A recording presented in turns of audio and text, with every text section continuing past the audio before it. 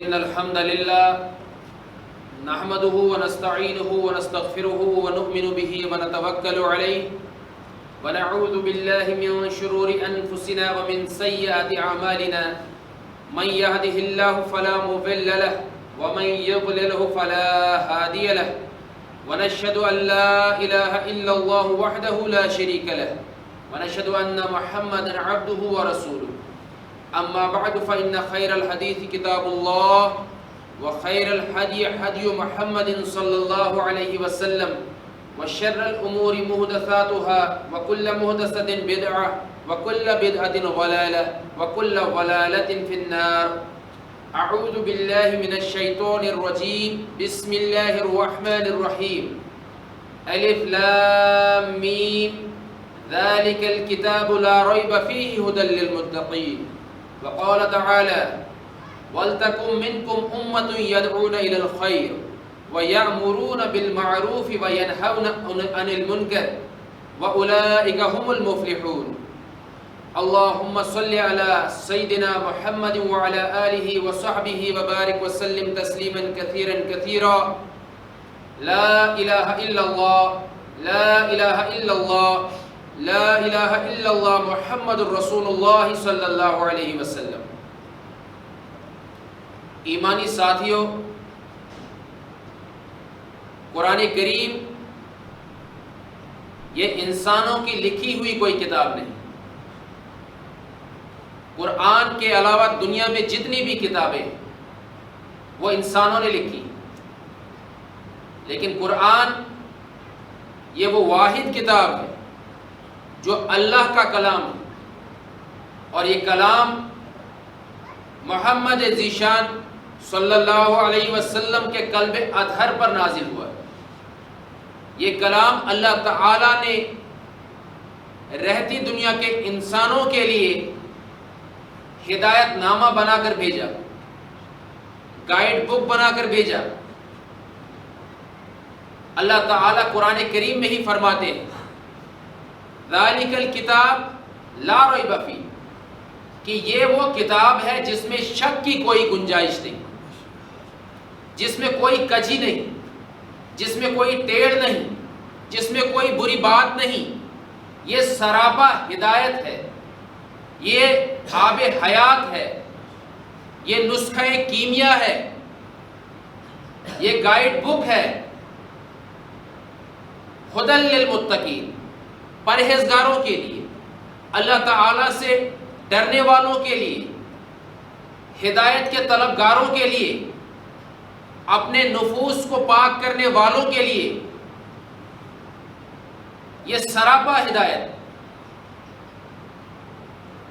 آج جس دور میں ہم رہ رہے ہیں اس کے متعلق محمد ذیشان صلی اللہ علیہ وسلم نے فرمایا ہے کہ قیامت سے پہلے کے کچھ چند جو سال ہوں گے وہ دھوکے کے ہوں گے، وہ دجل کے ہوں گے، وہ فریب کے ہوں گے، فتنوں کے ہوں گے، ابتلاؤں کے ہوں گے، سخت آزمائشوں کے ہوں گے.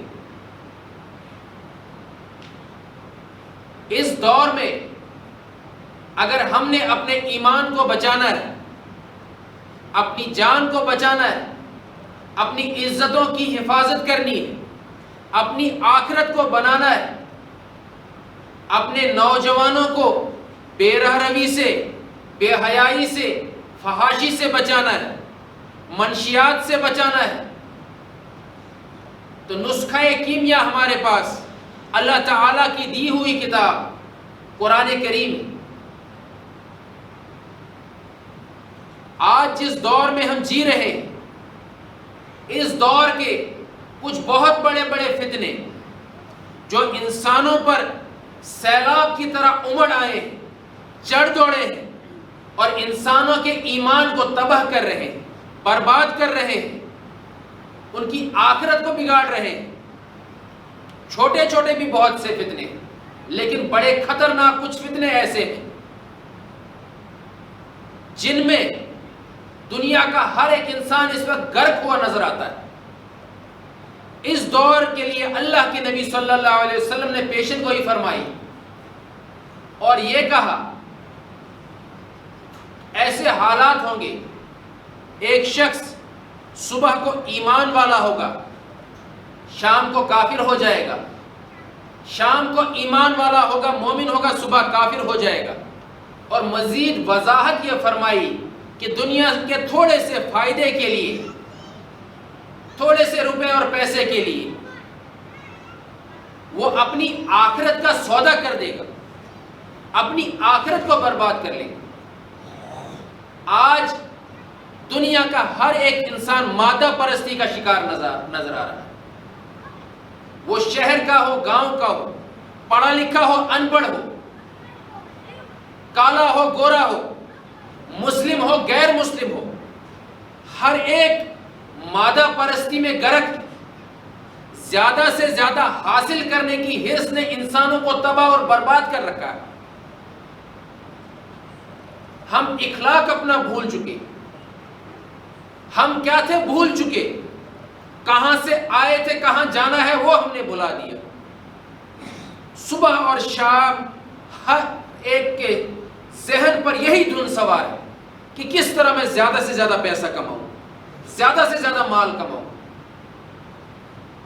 حلال ہو حرام ہو کوئی فرق نہیں پڑتا، بس پیسہ زیادہ سے زیادہ آ جائے۔ ایک گھر ہے دو بناؤں، موٹر سائیکل ہے گاڑی لے آؤں، چھوٹی لائی اب بڑی کس طرح لاؤں، بڑی اب ایک آ گئی دو کس طرح آئیں، یہاں پر زمین خریدی ہے اب جموں میں کس طرح خریدوں، سری نگر میں کس طرح خریدوں، پھر وہاں سے آگے کیسے جاؤں۔ گھر میں دو لباس ہیں، چار کس طرح آئیں، چار آ گئے ہیں اس سے مہنگے والے کس طرح آئیں، مہنگے بوٹ کس طرح آئیں، مہنگے سوٹ کس طرح آئیں، زیادہ سے زیادہ سونا میں کہاں سے حاصل کروں، کہاں سے خریدوں۔ بس یہی ایک دھن ہے جو ہر ایک کے ذہن پہ سوار ہے۔ نوکری کس طرح حاصل ہو جائے اور کس طرح پھر میں لوٹ کھسوٹ شروع کروں، میں رشوتیں کھاؤں، میں لوگوں کا حق ماروں، ان سڑکوں کو میں تباہ اور برباد کر دوں۔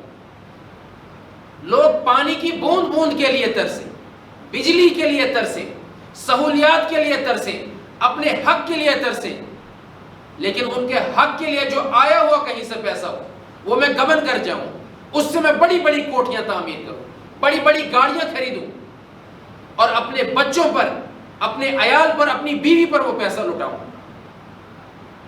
یہی ایک فتنہ ہے جس نے بیڑا غرق کر رکھا ہے اس وقت انسانیت، اور اس میں مسلم غیر مسلم کی کوئی تمیز باقی نہیں، شہر اور گاؤں والے کی کوئی تمیز باقی نہیں۔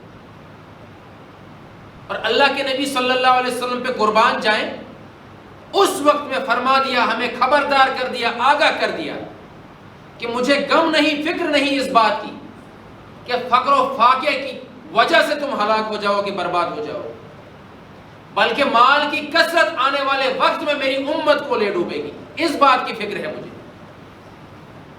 کیا آج ہمیں اس بات کی فکر ہوتی؟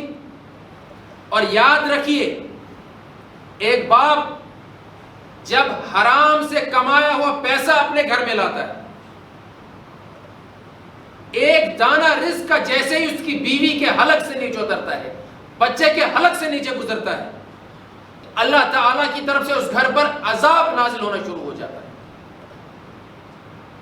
بیویاں نافرمان ہو گئی، بچے بگڑ گئے ہوں، باغی ہو گئے، نشہ آور شے کا شکار ہو گئے، والدین پریشان، اور زیادہ سے زیادہ اتنا ہی سوچتے ہیں کہ فلاں شخص ہے وہ نشہ آور چیزیں بیچ رہا ہے اسی لیے میرا بچہ بگڑ گیا۔ یہ کبھی نہیں سوچتے کہ میں حرام کی کمائی ہوئی دولت جو گھر میں لا رہا ہوں یہ اس کا اثر ہے، میں جو خود اللہ کا باغی بن گیا، میں نے اپنے بچوں کو قرآن اور حدیث کی تعلیم نہیں دی، سیرت رسول کی تعلیم نہیں دی، سیرت صحابہ کبھی نہیں پڑھائی، میں نے خود کبھی الحمد کا ترجمہ نہیں پڑھا، تفسیر نہیں پڑھی، مجھے بسم اللہ تک پتہ نہیں اس کا مطلب کیا ہے، میں نے قرآن سے کبھی ہدایت حاصل کرنے کا سوچا ہی نہیں، تو کس طرح وہ باپ پھر توقع کر سکتا ہے، وہ شوہر پھر توقع کر سکتا ہے کہ میرے گھر میں میری بیوی اور میرے بچے وہ میرے فرما بردار بن کے رہیں گے، میری آنکھوں کی ٹھنڈک بن کے رہیں گے، میرے قلب کی تسکین کا سامان بن کے رہیں گے، وہ تو عذاب بن جائیں گے، وہ تو اس کی عزت کو چوکر چوراہوں پہ نیلام کریں گے۔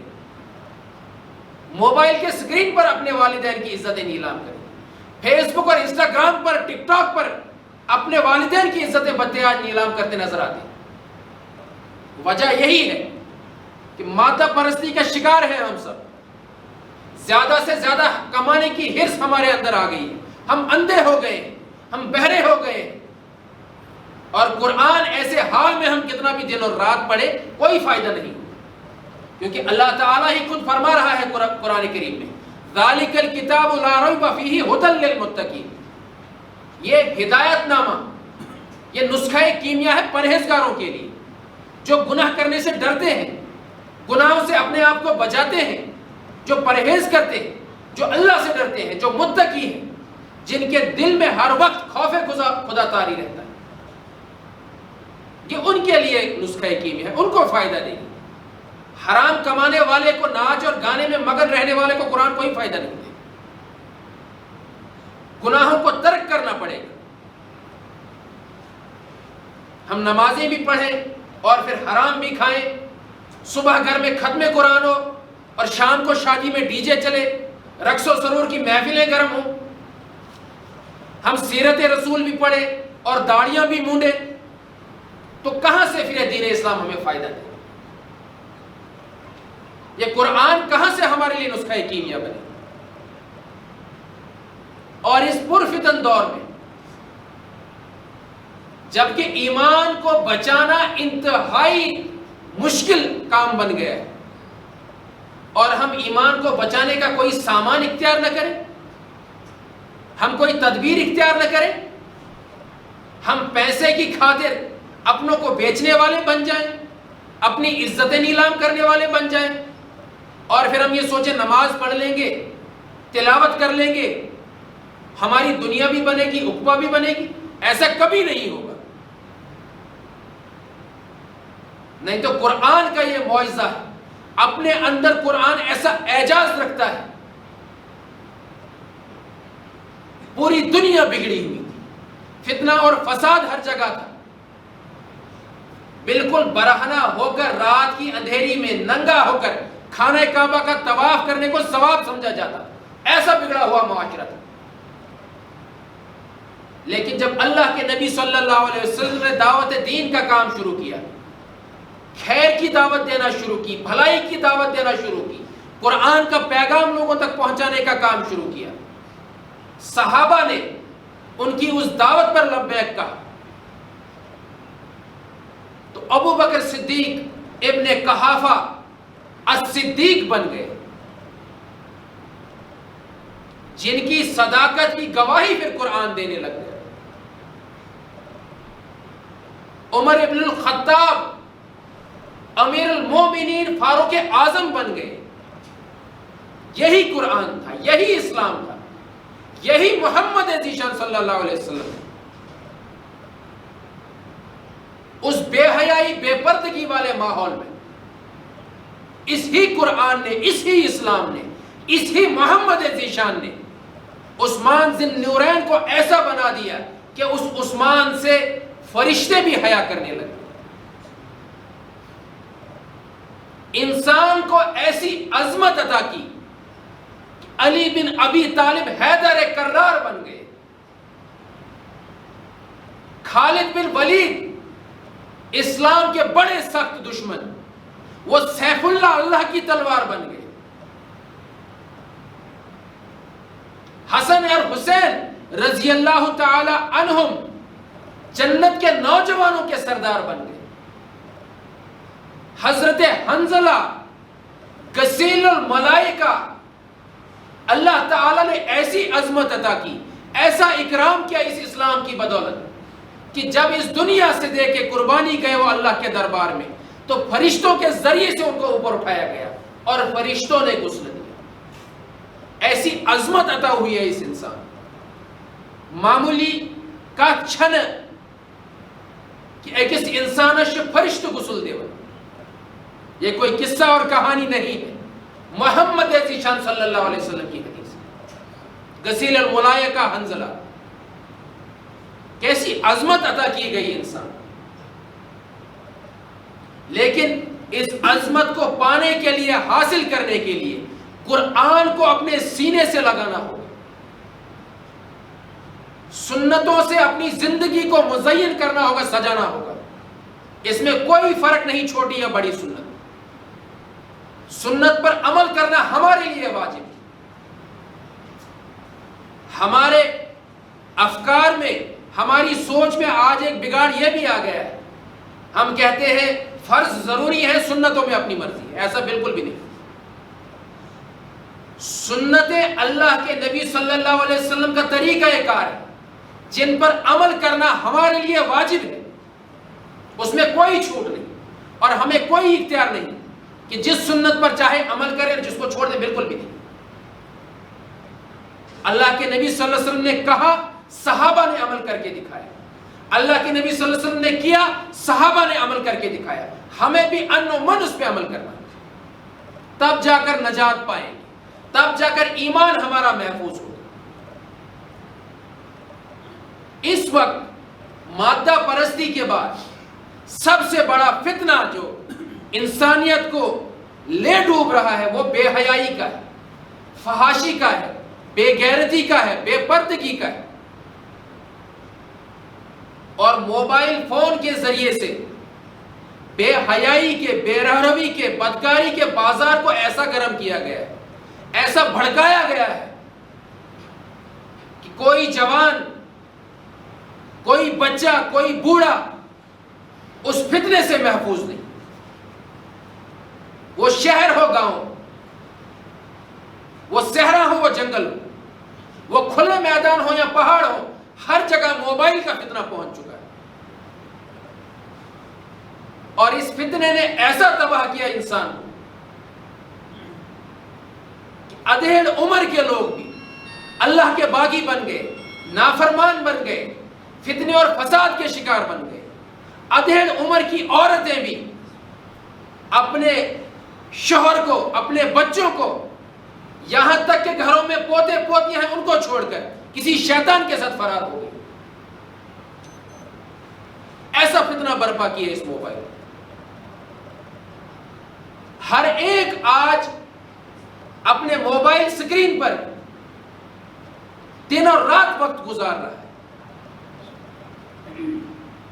چھوٹا بچہ ہو، والدین اس کے ہاتھ میں موبائل پکڑا دیتے ہیں، کارٹون دیکھ رہا ہے۔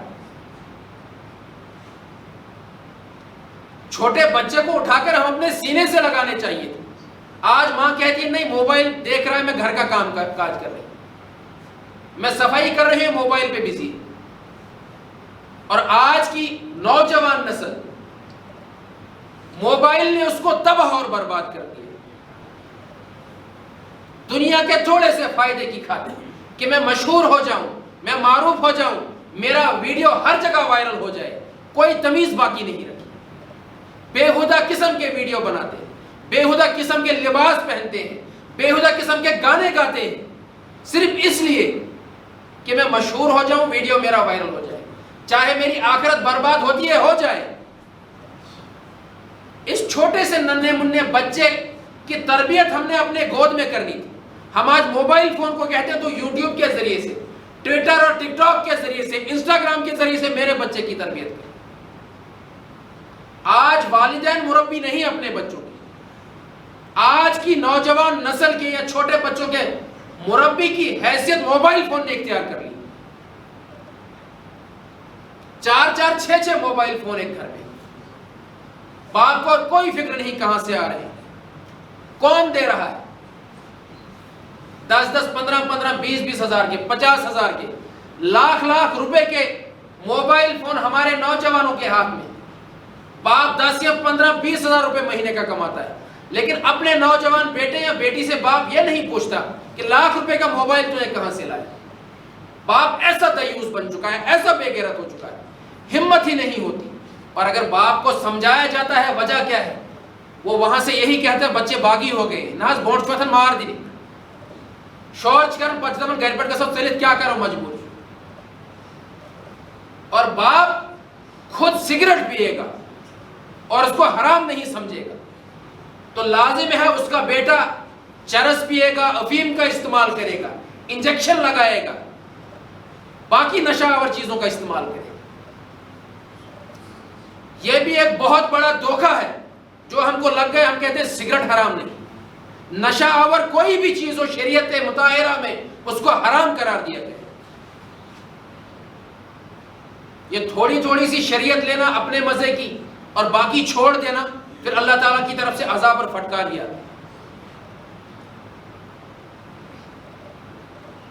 اس موبائل فون کے فتنے سے اپنی نوجوان نسل کو کس طرح بچائیں, اپنے چھوٹے بچوں کو کس طرح بچائیں, اس کی فکر کیسے کریں. وہ ممکن تب ہی ہوگا جب ہمارے گھر کے بڑے بزرگوں کے ہاتھ میں قرآن ہوگا, سیرت کی کتابیں ہوں گی, جب وہ ہر وقت قرآن کو اپنی نظروں کے سامنے, آنکھوں کے سامنے رکھیں. نہیں تو بڑا بھی آج بس موبائل پہ ایسا کرتے ہوئے نظر آتا ہے, بوڑھا بھی ایسے کرتے ہوئے نظر آتا ہے, تسبیح نہیں پھیرتے, آج موبائل فین کے سکرین کو پھیر رہے ہوتے ہیں. جب تک گھر کا بڑا بزرگ, چاہے وہ شوہر کی حیثیت سے ہو, وہ باپ کی حیثیت سے ہو, وہ دادا کی حیثیت سے ہو, وہ دادی کی حیثیت سے ہو, جب تک وہ گھر میں ماحول کو سدھارنے اور سنوارنے کی کوشش نہیں کریں گے, نورانی نہیں بنائیں گے, قرآنی نہیں بنائیں گے, تب تک وہ تصور بھی کیسے کر سکتے ہیں کہ اس موبائل فون کی لت سے نکل کر ہمارے بچے قرآن اور سیرت کی طرف, سنت کی طرف آئیں. پھر جب بچے تباہ اور برباد ہو گئے ہوتے ہیں, باغی ہو گئے ہوتے ہیں, پھر جا کر ہم پریشان ہوتے ہیں اب کیا کریں. پھر ہم امام صاحب کے پاس جاتے ہیں, کسی عالم کے پاس جاتے ہیں, یہاں تک کہ پولیس اسٹیشن تک پہنچ جاتے ہیں کہ آپ ہمارے بچوں کو گرفتار کریں, جیلوں میں بند کر دیں, انہوں نے گھروں میں فساد برپا کر دیا, یہ ہمارے باغی ہو گئے, ہمیں مارتے پیٹتے.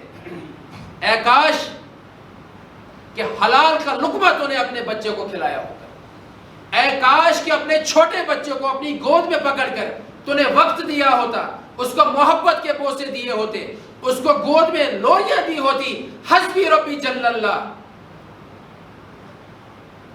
اس کو قرآن سنایا ہوتا, اس کو محمد ذیشان صلی اللہ علیہ وسلم کی زندگی کے پیارے پیارے سنہرے واقعات پڑھ کر سنائے ہوتے, تو یہ تیرا فرما بردار بنتا, یہ تیری آنکھوں کی ٹھنڈک بنتا, ورنہ ناسور بنے گا.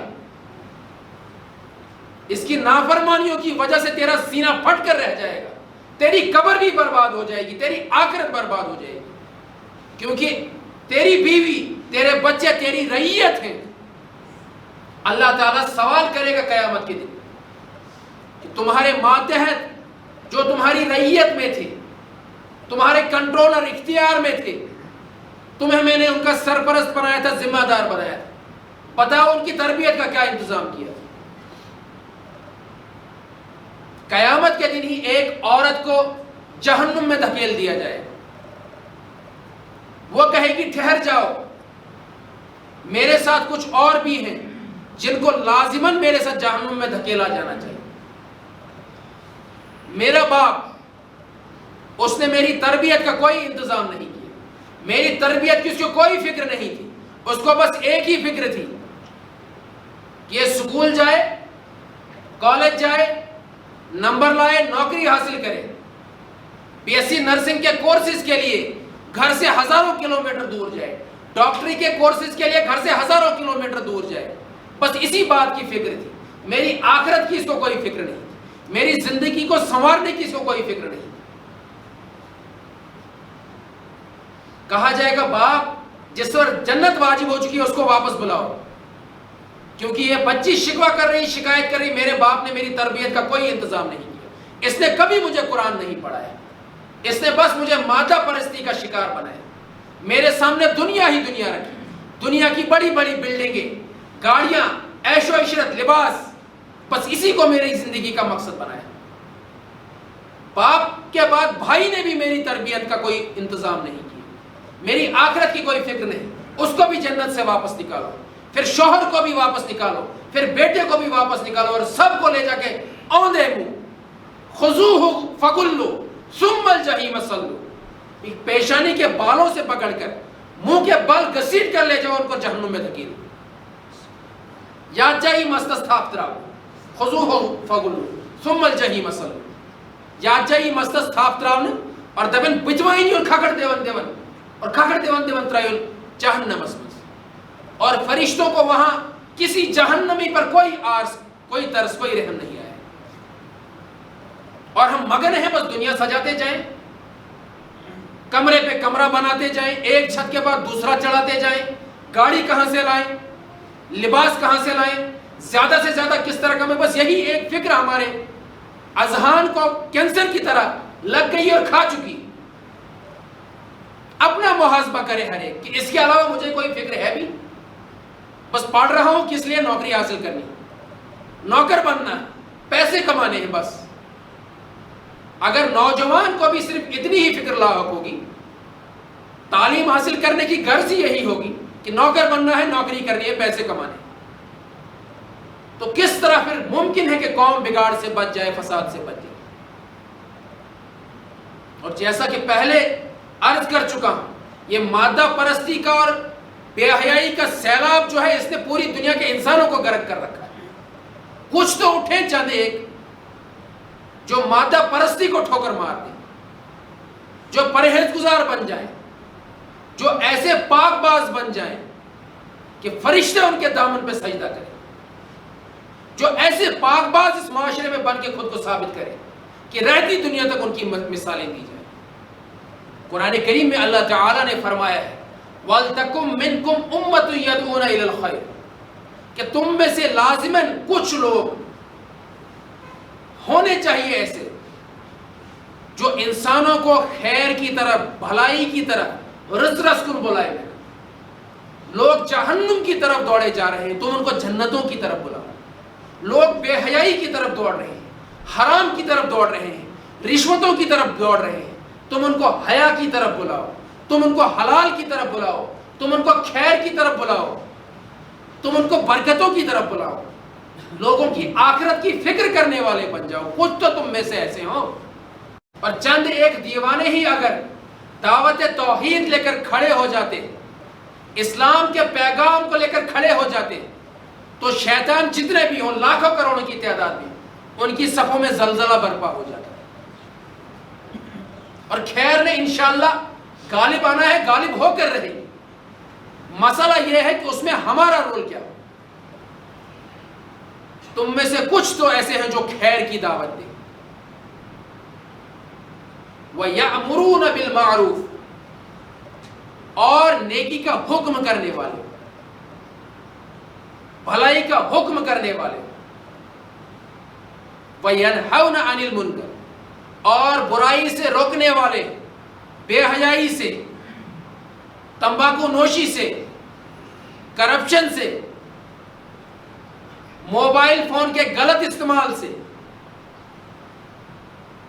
حرام کمانے سے، کسی کی بچی کو چھیڑنے سے روکنے والے، حکم دینے والے ہوں کہ ہم اپنے معاشروں میں تمہیں کوئی غلط کام نہیں کرنے دیں گے، ہم نشہ آور چیزیں تمہیں اپنے نوجوانوں کو نہیں بیچنے دیں گے، ہم تمہیں نشہ آور چیزیں استعمال نہیں کرنے دیں گے، ہم تمہیں بے حیائی اور فحاشی والے ویڈیو ریکارڈ نہیں کرنے دیں گے، نہ ان کی تشہیر کرنے دیں گے، خیر کی طرف بلائیں گے بھی، بھلائی کا حکم بھی کریں گے اور بدی سے روکیں گے۔ اولئک ھم المفلحون، اللہ تعالیٰ فرماتے ہیں بس یہی ہیں جو کامیابی والے ہیں، فلاح پانے والے ہیں۔ لیکن اگر ایسا نہیں کیا، اللہ کے نبی صلی اللہ علیہ وسلم نے فرمایا جو قوم کھلے عام بے حیائی اور فحاشی کی تشہیر کرے، جیسے کہ آج ہم دیکھتے ہیں اپنے موبائل سکرینوں پر ہمارے یہاں کے نوجوان لڑکے لڑکیاں بھی بے حیائی کی، فحاشی کی، پھر وہ چاہے کسی بھی نام سے، وہ میمز کے نام سے ہو، وہ گانے بجانے کے نام سے ہو، وہ ڈانس کے نام سے ہو، کسی بھی پلیٹ فارم پر، چاہے وہ واٹس ایپ کے ذریعے سے ہم بے حیائی کی تشہیر کریں، فیس بک کے ذریعے سے بے حیائی اور فحاشی کی تشہیر کریں، TikTok, Instagram, Twitter, Snapchat, جس کے ذریعے سے بھی بے حیائی اور فحاشی کی تشہیر کریں۔ اللہ کے نبی صلی اللہ علیہ وسلم نے فرمایا کھلے عام جب کوئی قوم فحاشی کی تشہیر کرتی تو اللہ تعالیٰ ان پر بیماریاں مسلط کر دیتا ہے، اور اللہ تعالیٰ ان کو ایسی ایسی بیماریوں میں مبتلا کرے گا جس کا نام ان سے پہلے والے لوگوں نے کبھی نہیں سنا۔ ہم سے پہلے والے لوگوں نے کینسر کا نام نہیں سنا. آج ہمارے یہاں کوئی بستی ایسی نہیں بچی جہاں کا امیر ہو چاہے غریب ہو کینسر کی بیماری کا شکار نہیں. جیسے پہلے کبھی سر میں درد ہوا کرتی تھی، بخار ہوا کرتا تھا، آج ہمارے معاشروں میں سر درد اور بخار کی طرح کینسر کی بیماری عام ہو گئی. کیا کسی کو شک ہے اس میں؟ ایڈز کی بیماری عام ہو گئی، کیسی کیسی وبائیں عام ہو گئی. لیکن ہم کبھی بھی اللہ تعالیٰ کی طرف رجوع نہیں کرتے.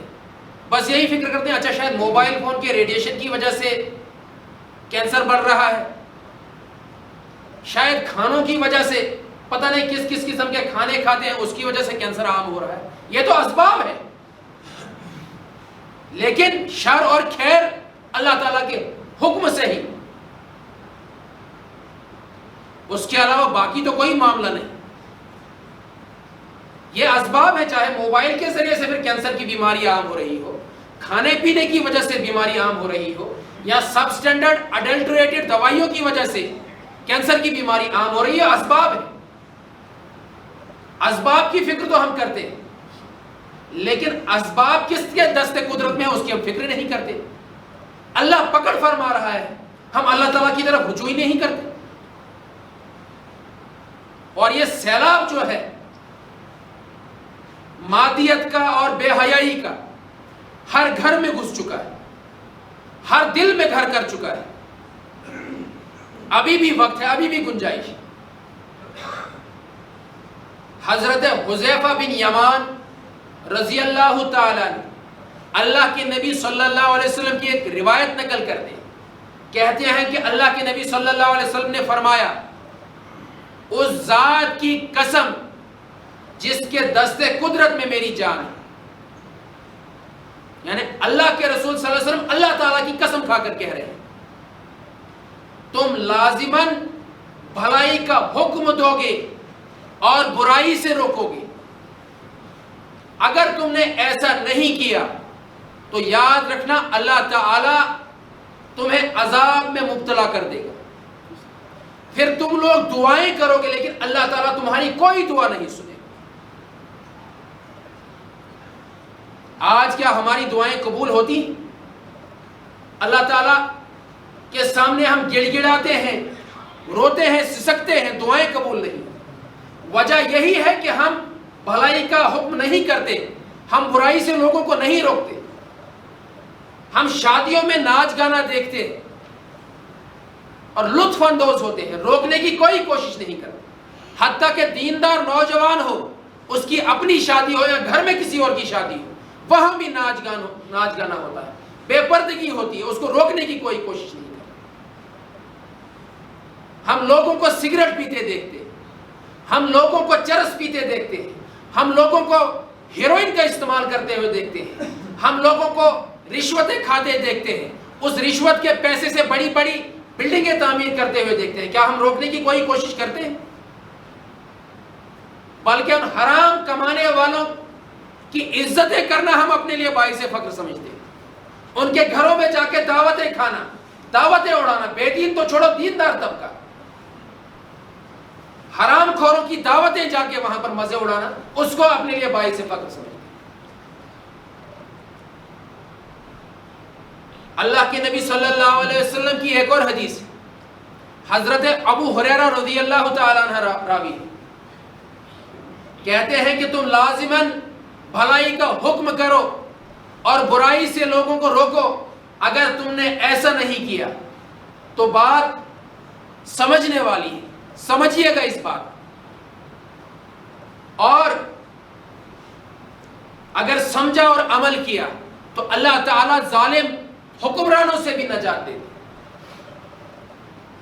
اللہ کے نبی صلی اللہ علیہ وسلم نے فرمایا، جیسے کہ کہا کہ حضرت ابو ہریرہ راوی ہیں کہ تم لازماً بھلائی کا حکم دو اور برائی سے روکو لوگوں کو، ان کے خیر خواہ بنو.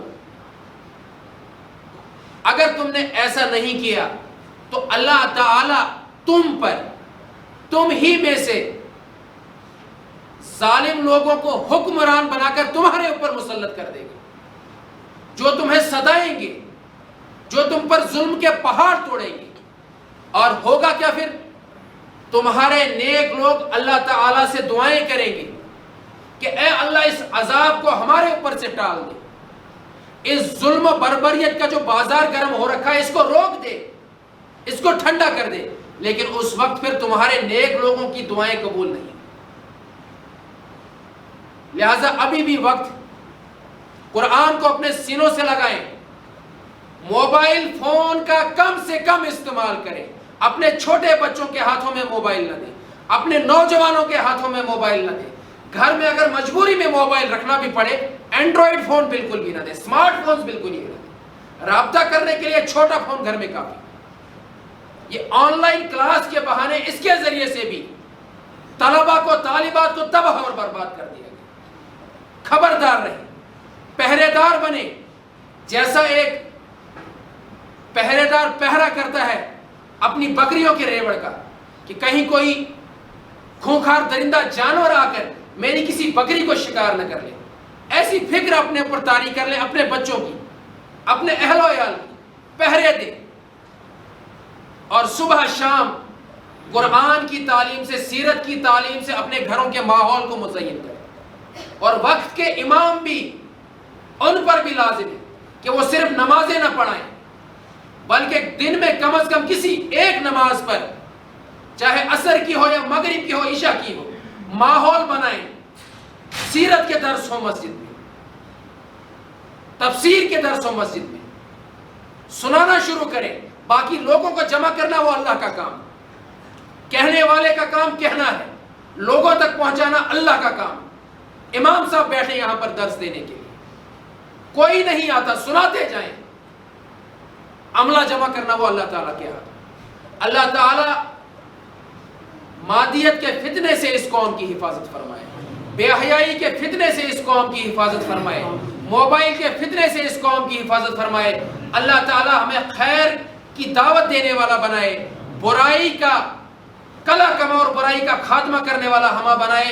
اللہ تعالیٰ ہمیں آخرت کا رائی بنائے. اللہ تعالیٰ اپنی جنتوں کا اس قوم کو مہمان بنائے. وآخر دعوانا ان الحمد للہ رب العالمین.